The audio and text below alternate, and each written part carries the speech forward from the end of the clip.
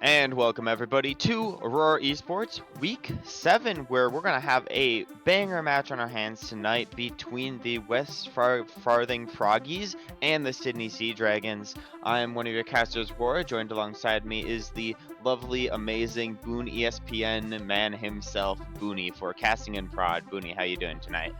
Doing great, and honestly, it will be a lot better once this game gets underway because it should be a really good one, actually. Looking at the power rankings, these teams respectively very high, both top 5, but you see kind of some two differing, I guess, movements in the power rankings. You saw the Froggies going down after taking their first loss last week, and then also, going to map 5 because of Tokyo is just barely avoiding the reverse sweep there. And the City Seadragons going very highly, climbing quite a bit. I believe 7 spots in the power rankings based off beating the Purple Apes in a fairly dominant 3-1 fashion in their last game. So this one should be a really good one, and honestly should be a pretty good implication where these teams could be heading as we go to the latter half of the season. Very good one to watch, and hoping for a big, map 5 banger kind of situation here between the two.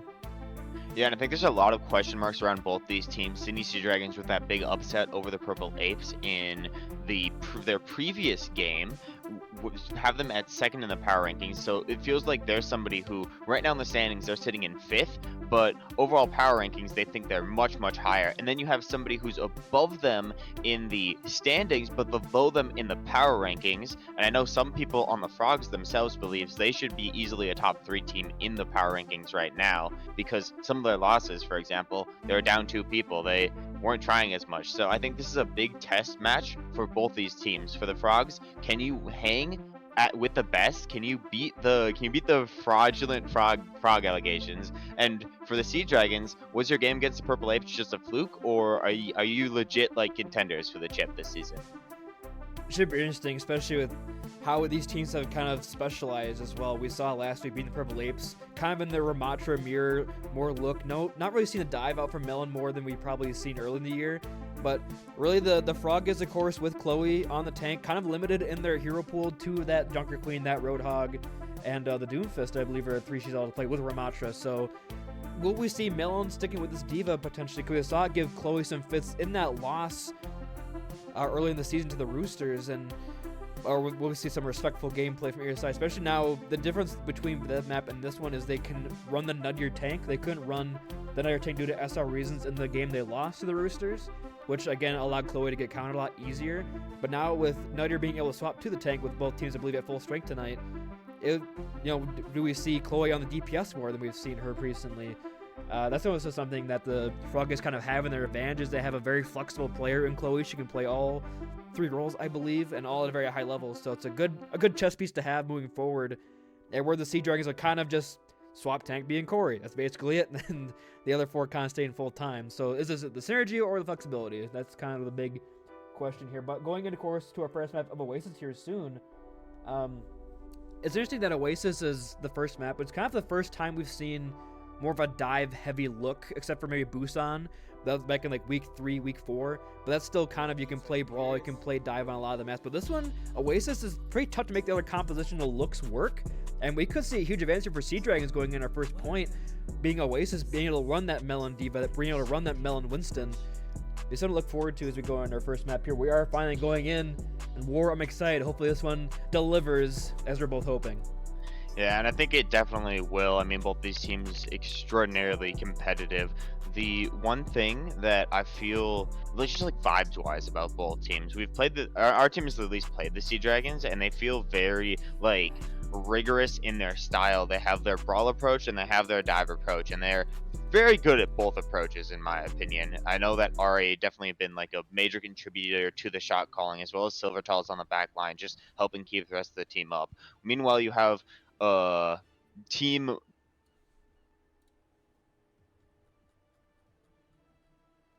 5, 4, 3, 2, 1. Hello? Round 1. Capture the objective. What's You the good? my headset cut out there? Yep.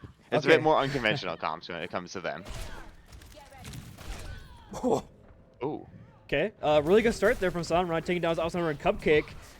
You know, you expect Cupcake to probably win that out more often than not, but with 2 quick kills, Sydney Seadragons looking immaculate so far, just taking this fight very quickly and really no response at all from the Frog guys so far.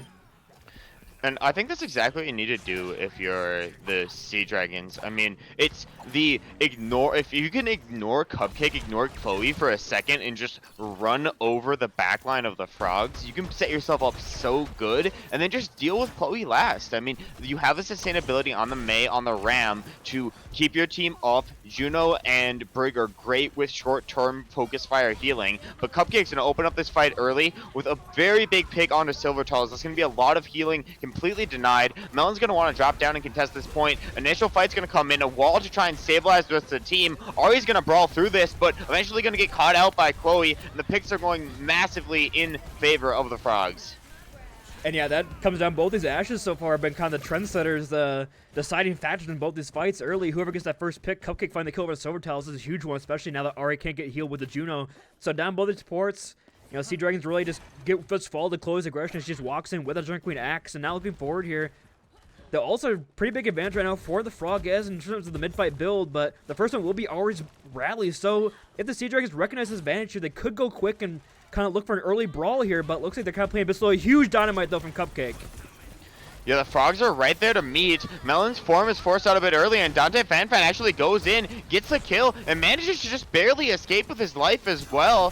Very nice maneuver by him. And Ari, oh my god, a very nice cancel. Not going to get the full credit for that as the rest of the team unfortunately blows up, but a really good stall out there from Ari, denying a lot of value from that JQ ult.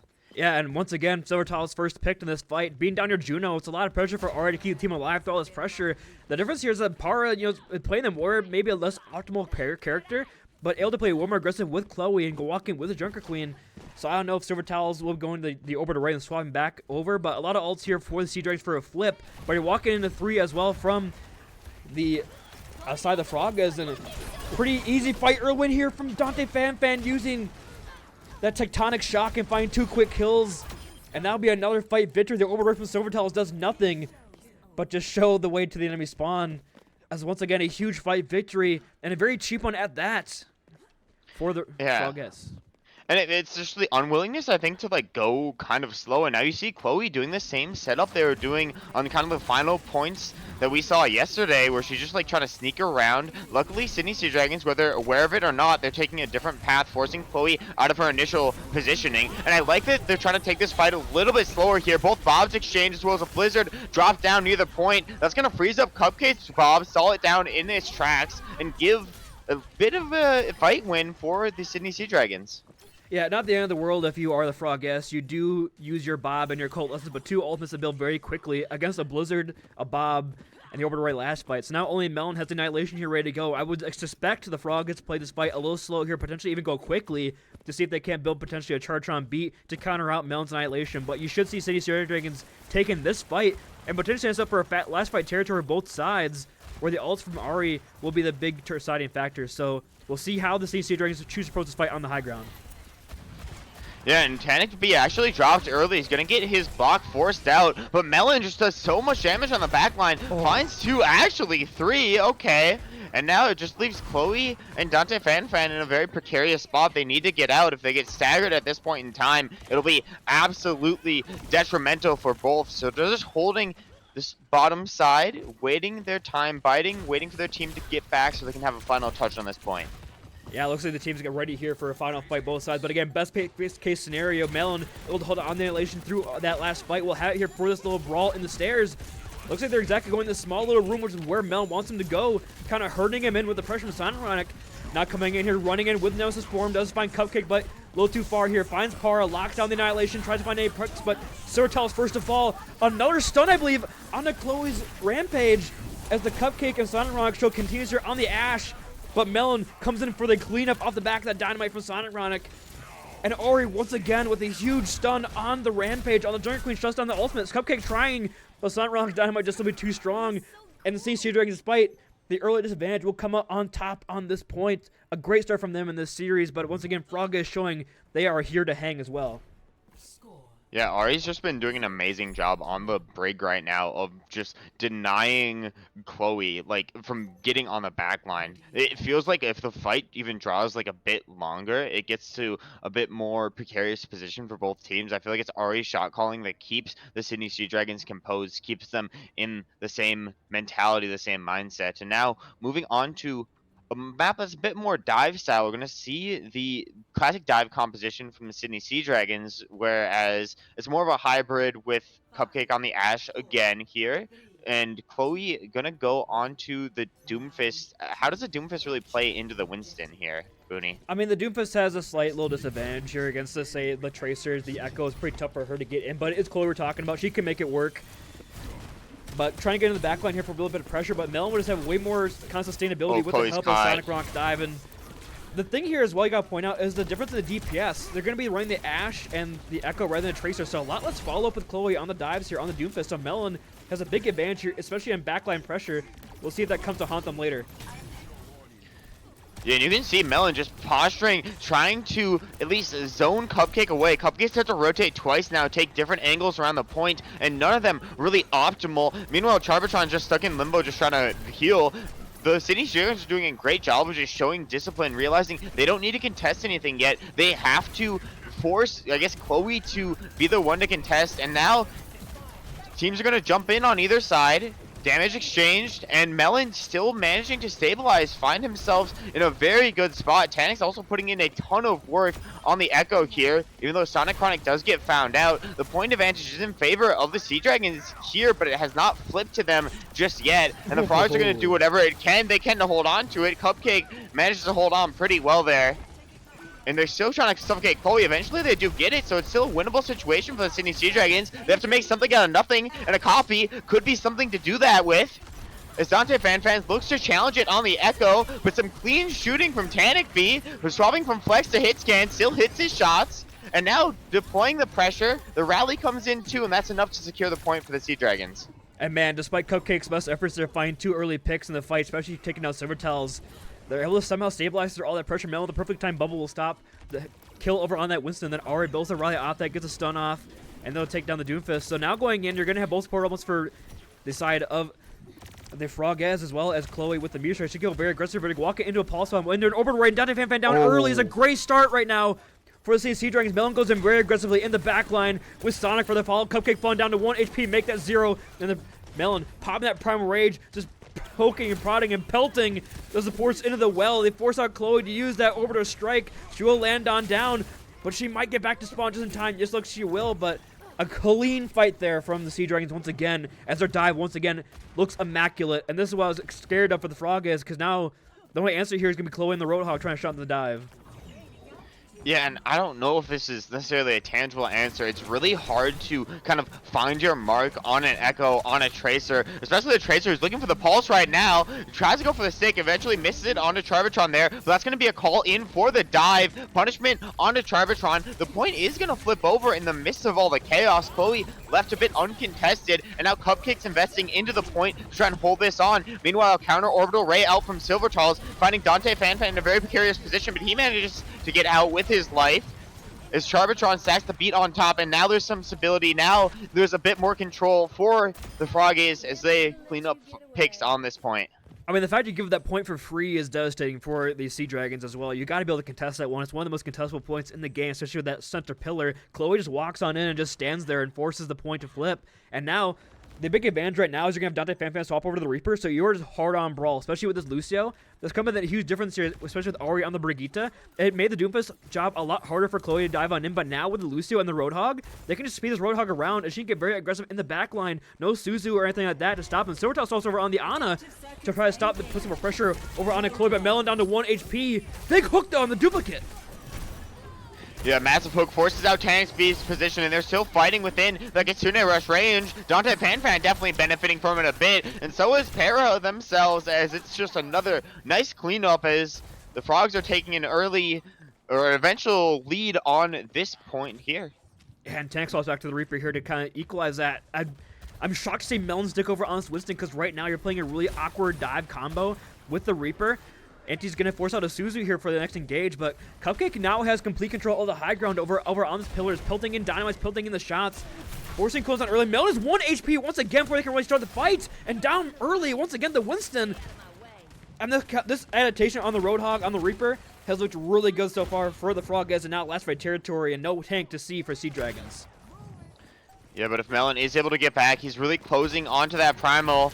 But Silvertrolls has to be very careful in this situation. It's going to be a rally from Ari that helps stabilize a bit. Tanic actually manages to catch his mark in Dante, though, but in a very precarious spot. Gets hooked there, but actually finds a second throughout the damage. The ultimate whole hog from Chloe comes out, trying to force the rest of the Sydney Seadragons off the point as far away as possible. But in the moment that fades, that's the moment that Melon goes in, almost gets punished again off a nice hook from Chloe, but nothing found just yet. And we're entering another one of these situations where we're going to see 99 versus 99 last fight territory here, Booney. Yeah, but the huge event now for the ultimates for the Seadragons. They're going to have Pulse Bomb Primal, so the dive can go very aggressively here. They're going to have Silvertails with the Nano Bend that very quickly here.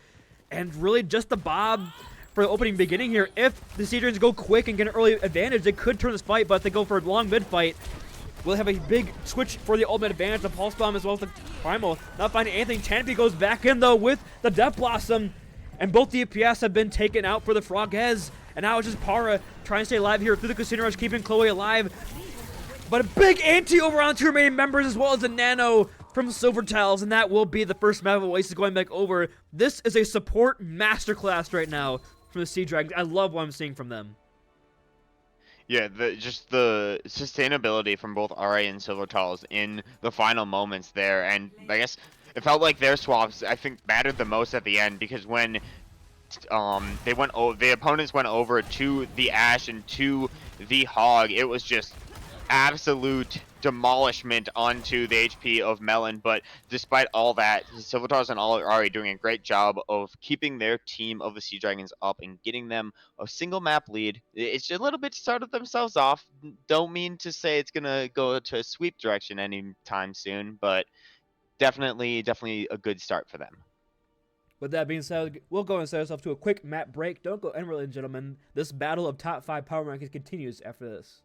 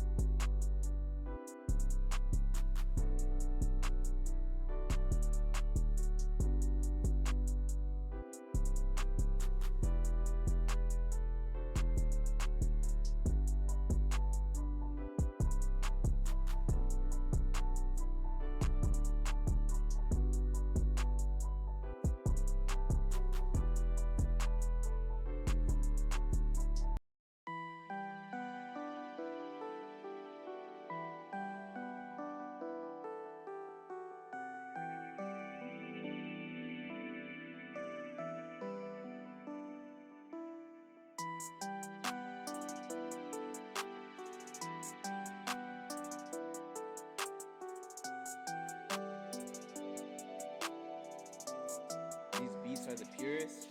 Prove it, prove it.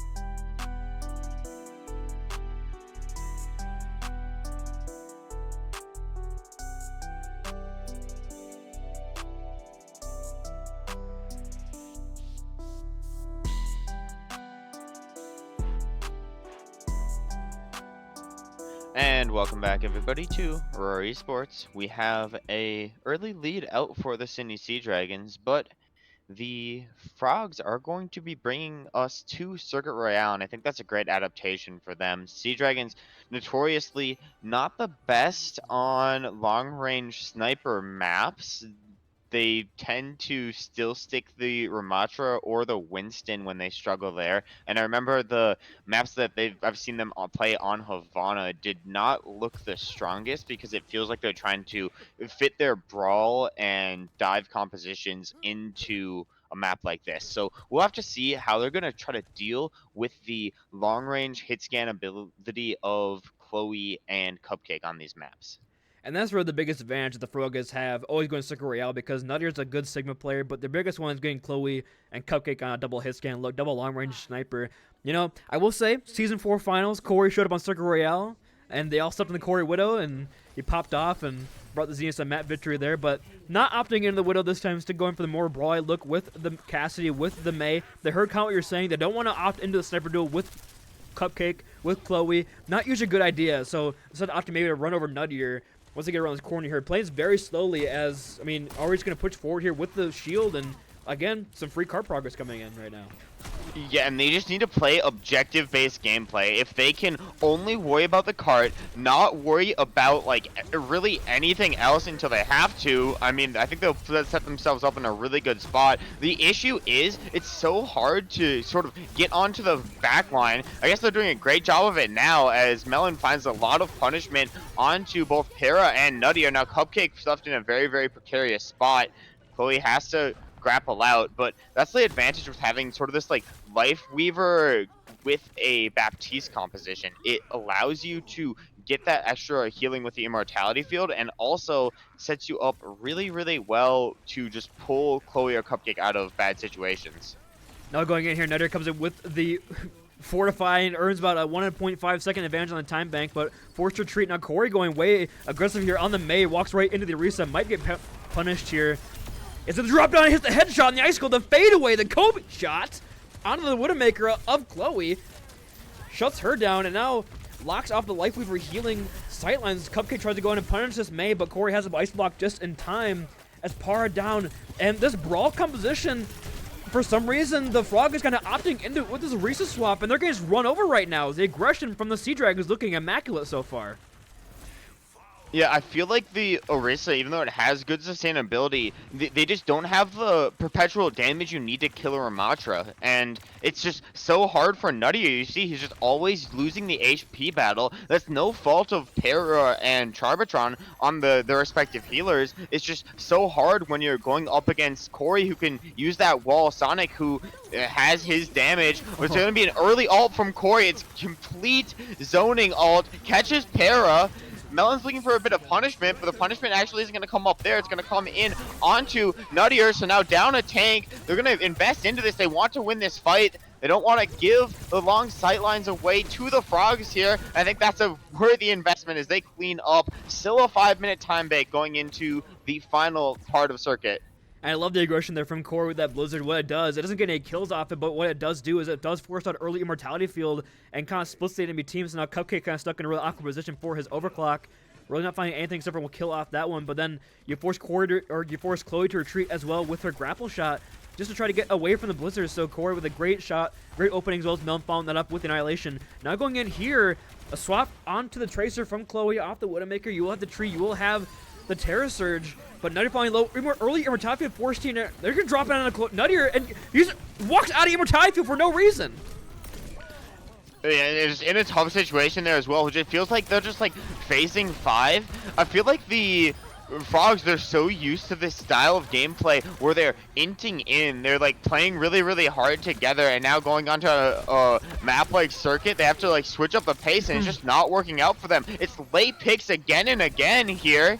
And Melon's just pushing the aggression. Nuttier's completely caught out here. It feels like Ari's just been payload princess the entire game. And I think they're just going to get away with it completely uncontested. Nobody's touching, Booney. Oh, it's... whatever you thought the answer was to the test, you have failed, my friend. You are going to be taking this one in summer school because the Frogues just got walloped on what I would say is probably one of their best maps in the pool. and it again was not close. I still don't understand the reset swap at all. It doesn't look scrimmed. They look completely lost. Nuttier just running in alone and dying a lot. It's not looking good. And again, opting into that brawly look against the Seadragons, not exactly what I wanted to see. I would love to see them maybe. I mean, you can probably swap Nuttier off of, say, the Sigma, because it's pretty easy to walk him down with the Ramattra with that Mei. But I need to say something different, not the Orisa that it doesn't appear as he's very comfortable with. They're going to swap over back to the Sigma here for the attack, and Cupcake will instead opt into the Widow here, with Chloe sticking over onto this Tracer. But we saw the DPS of the Seadragons heavily outperform the Frogez, and that's not what you're expecting going into something like Circle Royale, especially with the long-range hit scan versus the Mei and Cassidy. And they just really took control of the lobby, especially Corey with his walls being so well placed and just locking off these chokes. And it's not something you see a lot on Circle Royale because it's a pretty open map. Not too many places for the choke to hit with the wall, but Corey was laying some really well-placed ones, which just forced the support sightlines from the Frogez in a very awkward spot, and now a very close spawn hold. If the Seadragons win a single fight on defense, they're going to have a better time bank. And that's kind of what they're playing for here. Just drain the time bank and set themselves up for a great position going forward. Yeah, and it's a quick fight outwards. Cupcake used the grapple shot, and I think everybody on the side of the Seadragons realized that and immediately go for the punishment onto him. I wouldn't be surprised if we see a swap off the Widow temporarily there, as Chloe just trying to put in some work, put some pressure down, and with the help of Nuttier, they're going to actually manage to get a few trades coming out. Now the defenses for the rest of the Seadragons are kind of exploding around here. Both tanks still alive to stabilize and help fight with Melon. It's going to be a really nice stall on the point, a really good initial idea. Still at 0 meters and got about 45 seconds off the clock. But eventually, their style may have to switch up because now they're going up against Safara, Booney. Well, 0 meters in 45 seconds, but that's completely fine because with your composition of the Mei, the Cassie, you don't really need to control the high ground of that initial choke under the bridge on Circle Royale. So they can play more for this open area and get position for Corey to hit a wall potentially on a Knight if they push too far up. They don't know if Chloe's quite there just yet. So it's going to be up to Sonic Rock to really look at this Farah and shut him down. But Melon just walks down the main, right down Main Street with a speed ring. They do find a nice pulse, though. Taking the Brig out of the fight, a great start. But 2 quick kills in response for the Seadragons. And we're back at this bridge. And this is where you take the first fight anyway on Circle Royale on the defense. And you got a free minute and a half on the blank. And Mount Para might get staggered here if not careful. In a really awkward spot for the Zenyatta is trying to get up on the corner of the wall. And that's basically going to be Para's life going away here very shortly. Oh, but Ari against Charlie has the Camp. pull still if they need it. And Cupcake's here for a bit of support, a bit of stability. Looks like the fight has equalized again, but still not a very favorable position to be in. A nice rock from Nuttier, though, to open up, leaving Melon in a very precarious position, but he's actually going to end up ulting into this instead. A double support ult comes back, Tree of Life and Para with a Transcendence there to try to keep them up, but Melon just manages to stabilize through that. He fights through both ultimates, and now it's an orbital array from Silver Tunnels that they just fight back into it with. Nuttier's gonna get frozen up by this too. His flux completely canceled out, and he is gonna soon be taken out, maybe sent back to spawn, maybe just pushed all the way back to the spawn doors by force by Melon. We'll have to wait and see. All right, the copium for the Frog is going to have to be huge in the power rankings chat after this because they are looking they're getting dumpstered. There's no option because Transcendence and Tree of Life are great for sustain, but it doesn't do any damage. So Melon holds right click and survives all the pressure, and then they re-engage with the later orbital array from Silvertells, and it's just really no answers right now for this look. Wasting that flux basically, gain nothing out of that, just frozen out of it. They will have Cupcake's Barrage and the Pulse Bomb from Chloe. The DPS have to come up huge for the Frog to have a chance of even capturing point A, let alone finish the map. And a high noon early, boosted by the speed ring that goes straight through Nuttier's shield and explodes him to death. And even though Sonic gets traded in return, it doesn't matter. It's what we've wrote and what we've said all day. The picks just coming in favor of the Sydney Seadragons. And even though Cupcake, Chloe trying to go for the heroics, trying to make the plays, it's not going to be there. And now last fight territory, Booney, and so much to do for Nuttier as he walks back from spawn for potentially the last time on Circuit Royale. Yeah, and you're walking to both support modes here as well, so they will sustain the Seadragons through all this pressure. They will be able to build Blizzard and Annihilation through all this pressure. Can this Barrage do enough? I don't really know. Support almost close for But the Cupcake down can't use the barrage even. Now Aurora just goes heavily aggressive with this rally. Walking down, Nuttier dying, can't pop the Gravitic Flux in time. Charmatron will have the Tree of Life, but it's just the supports on carts. The Blizzard and Corey is just a victory here, a Snowman. A victory, and really nothing to do, especially with Melon holding on to the Annihilation. They don't even touch the cart, they concede. And my god, the Frogez just... I said it before, but just absolutely dumpstered. Put the mint he dumpster is what the Seadragons did there. And that was, again, one of the better map picks for the Frogges in this series. And just, it's looking discombobulated. It's looking any synonym for that you want to use. Frogges, I don't want to say, but last 3 weeks have not looked even close to a top 5 team. Yeah, and I have to agree with that, Booney. After that performance there on their map pick, on the composition that we all thought could like ruin any DPS, any support, any tank in the league, putting Chloe and Cupcake in their comfort spots, it just is not panning out at all. And yeah, they're going to come with some answers, and they will do so potentially after this break. Do not go anywhere, ladies and gentlemen. Overwatch Clash continues after this.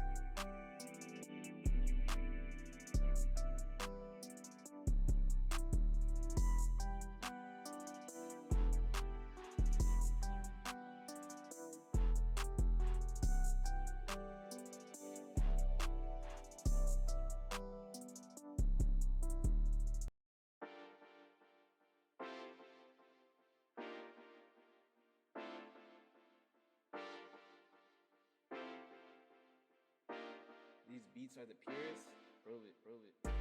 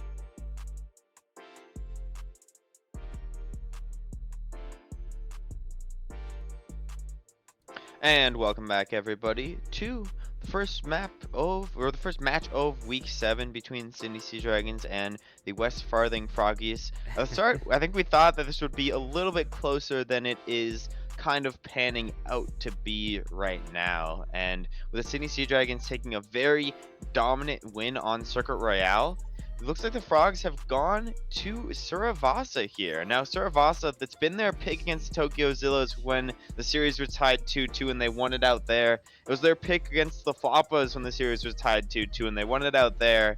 But now, they're down 0-2, and they're going against a team that just beat the Purple Apes on Suravasa. So I don't know. I'm kind of reluctant about this pick. The Frog is probably, as you were saying, hoping it was map 1 again, so they can get a reset in the series, but it is not happening. We're going over again, like you said, to Suravasa, and it has been good for the Frogges in the past, but at the same time, it's also been one of the best maps for the Sydney Seadragons. And the thing to really point out here going forward is this 3-week stretch for the Froggies is brutal. You could almost say this might have been their easiest game because they're going against the Slouchers and the Apes, I believe, in the next 2 weeks. So it's not going to get easier for them going forward whatsoever. But they are finally opting into the Chloe Ramatra, which, as Nuttier has said, this is them trying. If they want to try to win, they put Chloe on Ramatra. So this is going to be the Froggies' apparently best look, according to their Copium director. So if they are able to potentially swing things back around for a reverse sweep, it's got to start here on their best look comp. Yeah, but this is going to be very, very difficult. Right now, they don't really have anything to take Sonic Chronic off of this high ground position. And Tanic B is actually going to be the first one to find a target. Sonic just doing so much damage with these dynamites. It feels like he's just shooting fish in a barrel right now, Booney.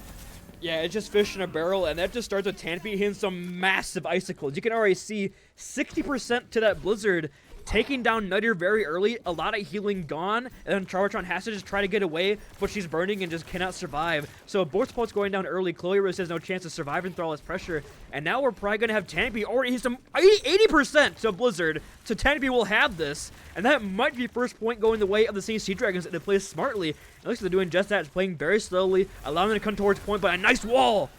I guess it's Chloe. Oh, that is an amazing wall. The supports are just completely split off, and Chloe's forced to put their foot on the brakes real quick. And meanwhile, it's just pigs on the side of the Seadragons. The feed all red, the punishment just completely there. And now Chloe just stuck on the low ground, fighting a 2v1 fight. The rest of the team fighting a 5v1 fight at this point. And the Sydney Seadragons will be taking home this first point, 2 steps away from potentially bringing it all the way home. Worst part about that, if you're the Froggies, they use 0 ults to do that. They just, once again, picked off Nuttier early in this fight, and if you lose this Moira first every time, you're not going to be able to sustain through the brawling of Melon and the damage of Sonic Rock, and now going in against both support ultimates and the Blizzard for the Seadragons. Look at Charge on only 40% to the beat. They've been really struggling here, the Seadragon support, or this Froggies support line of just staying alive through all this pressure of the DPS. Right now, the Seadragons are looking immaculate, and honestly, you might be able to start arguing them against the Rooster for number 1 seed if they continue this form going forward. The Coalescence for the Nuttier on point, trying to sustain through pressure, but Charlie down once again in 2 quick kills. Throws Nuttier frozen through that. I'm not really sure why Aurora opted to using that rally, potentially because of Chloe's annihilation in the backline, but probably didn't even need that. But at the same time, you have a vast supply of ultimates, and you are playing with house money right now for the Seadragons. No sweat off their brows, and the ults are completely gone, completely wasted for the Froggies, and it is looking like a funeral march right now. And because of the, I guess, recent swap of Cupcake and also recent swap of Dante Fanfan, there's still the ult advantage, the Seadragons. It's not even close right now, in my opinion. There's an Annihilation they can drop. They're going to drop the Orbital Ray first, though. Annihilation comes in second, and it's Charvatron and Chloe just falling again. Nuttier is taken apart again. Dante just has to jump off the map, but Silvertrolls is just going to get the kill credit for that as well, maybe padding the stat line a bit more. Cupcake, the last one standing, and just, again, shooting down, looking at a 5-man stack of the Sydney Seadragons. Almost impossible to break through. And the only output on the field for any of these teams is going to be Cupcake's Bob, but falling pretty low, Nuttier low as well. I mean, Tanby is landing some really nice icicles just on these rotates from the Froggies, and going back towards this point is 15%, 10%, and are the Froggies just giving this one up? They're opting to be down 2-0 on Flashpoint and down 2-0 in the series, and it's not looking good whatsoever. This more adaptation is... I'm gonna be honest, is poo-poo doo-doo. They have nothing. They're gonna go for a very aggressive hold there, trying to catch them on the rotate. They will get Sonic Run, so a good start. And the Froggies might have the first fight victory here. Dante Fanfan will get traded out, but Cupcake still has his Bob, so they need it. Tampy opts to use the Blizzard. Locks down over on towards Chloe, but Tampy 1 HP, had to use the wall, but will sustain through the team. But again, they have the beat, they have the Bob, they have the Colossus. The Froggies have to win this fight if they have any chance of taking the map and staying alive in the series. Yeah, and this is the time. At this moment, it can't be like yesterday where you overall in this fight. You need to set yourself up to win 3 fights, and it's going to be a Coalescence early and a nice wall out from Dante Fanfan to really get the split onto Melon. The damage is into, it's only 1 ultimate as well, and the Sydney Seadragons are finally put at least down a bit for a moment's notice. A bit of an ash duel on the side here. But Sonic eventually going to lose it out. And a clean fight from the Frogs. The first time you can say that on Servasa. First I can say that in a very long time, but a really good start for them, though. Only using the Colons to win that. Now you have 4 ultimate for the potential turnaround. Look at Chloe as well in the hard flank, trying to go over onto a support line with Annihilation. Looks like he will do just that.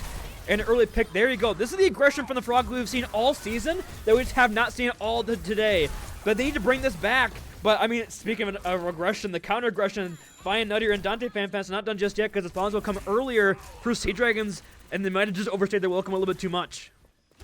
Yeah, you have that speed ring to get back, and because Charbatron, I guess, didn't go down, I mean, the side of the Frogs, they don't have the speed. They're gonna have to give up at least some presence on point. Melon's able to walk on for free here. It's gonna be a bob for an orbital ray. Tiny P gets lifted up into the air. They're gonna actually wall off, burn the bob down, take the point flip. But the Frogs showing some discipline as well. They're waiting out the orbital ray, trying to rotate around this. Ooh! Ren's Icicles open side rock from a crossover onto the stairs. Now walking when Dante Fanfan has a blizzard, might lock down Melon. The walls are exchanged for both Maze. Tampy forces to block as well as Dante Fanfan. So we'll see which side opts their ults first. Tampy throws it on down, but Dante Fanfan's blizzard. There might just not be enough follow, especially with Melon using Annihilation, saving off the enemy approachers. And once again, the Frog is forced to retreat. Cupcake has to get out with that coach gun. 1 HP, closing a tough position. Now you're trying to keep the Ash alive. Will not do so through the pulp punches of Melon. And just the slow play of the Frog is not using that blizzard first. Tampy pressing the Q key might just win this series. Yeah, but there's still a fight. There's still at least some hope as Charlie speeds Cupcake back for this final engagement, potentially for the final time between the Frogs and the Sydney Seadragons here. I want to see them go faster. They need to amp in. They need to get the beat or the coalescence off early, and they need to fight down, get the kills. But it's such a good wall from Tanic B again. The punishment's just there, and a bomb's in, a rally's in, a beat is the only thing that they have to respond to. Coalescence as well. They're trying to fight this. They're trying to fight their way forward. Chloe builds the Annihilation, but it's forced back. The supports are just staying alive for the Sydney Seadragons, and Orbital Ray too to keep Melon alive. They're fighting through everything, and it's just Cupcake, and he's not going to be able to do enough in the final moments here as Dante falls, and the Sydney Seadragons 3-0 over the Westfarthing Frogs.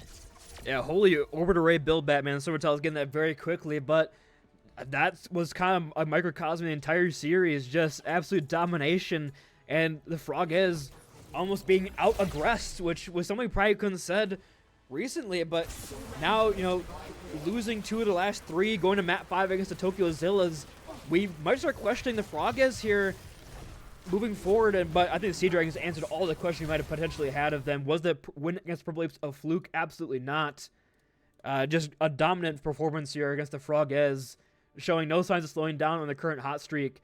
And I mean, now we're in a position of giving a player of the match, and there is so many people you can choose from here from the Seadragons. There's honestly not a bad option. Yeah, there's not a bad option here. I feels like, I mean, for Melon, it's just a Melon masterclass again. The DPS obviously showing up for the Sydney Seadragons against one of the toughest DPS lines in the league on Circuit Royale, whether that be Corey, Tanic, or Sonic. But I feel like it's just like supports wise, like Silvertoss and Ari just doing such a great job of keeping the team up. If I was to give it to anybody, I would honestly be leaning somebody like Ari, Silvertoss, or Tanic, but I'm open to being persuaded.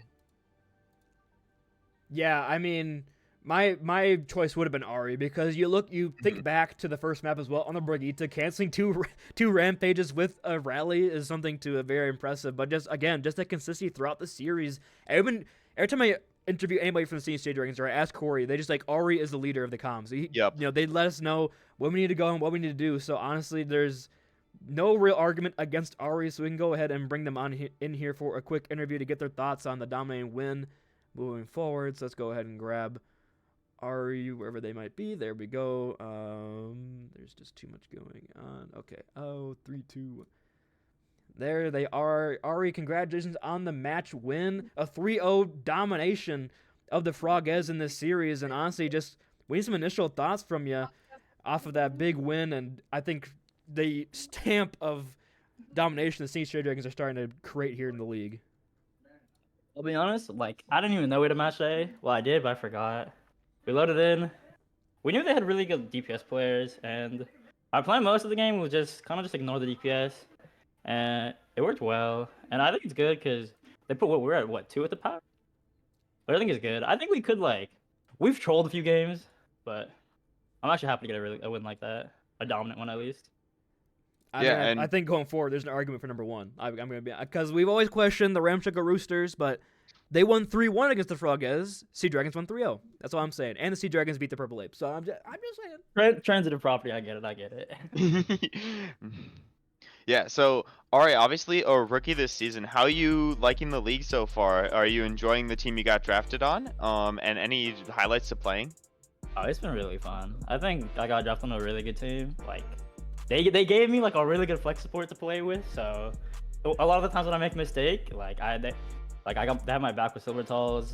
I think we're really vocal when it comes, and I think we plan out everything. So it feels nice to be competitive in a way that we're trying, but it's not live or die type situation. Yeah, and talk to me on Samoa. I believe you canceled 2 JQ alts. I don't know if you know who Chloe is, but she's one of the best JQs in the entire league. How do you do that? I'm an aspiring Brig player, and I've done that once in my life. You did it twice in a single map.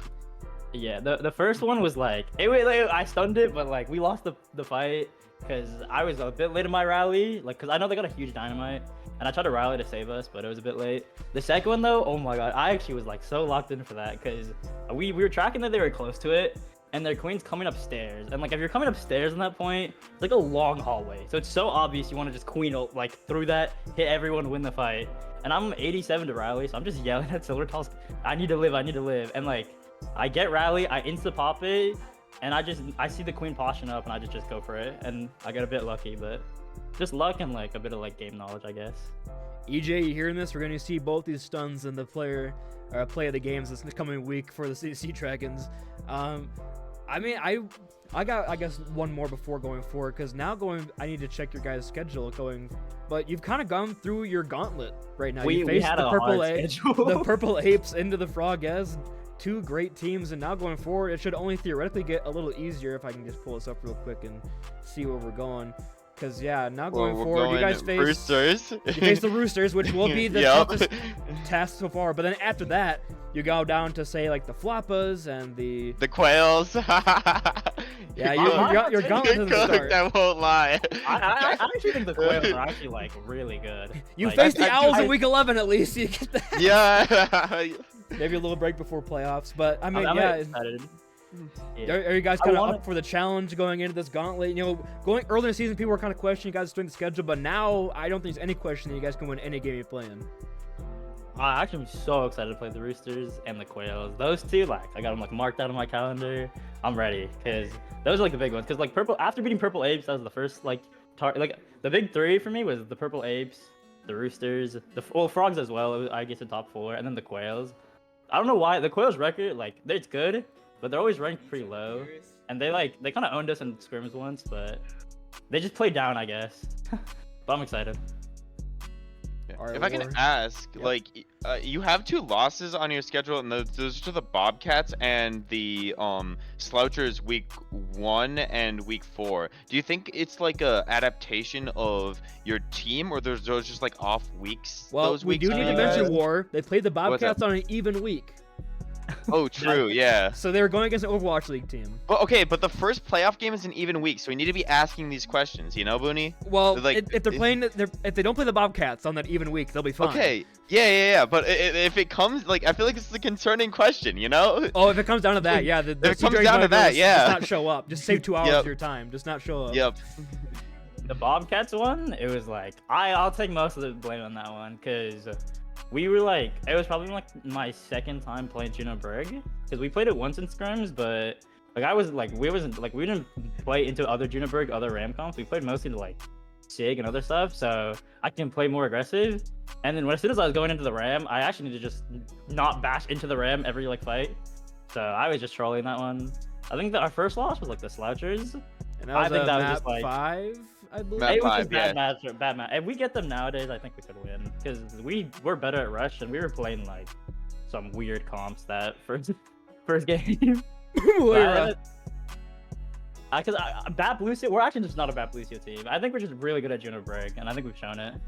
After the first Juno Brig loss.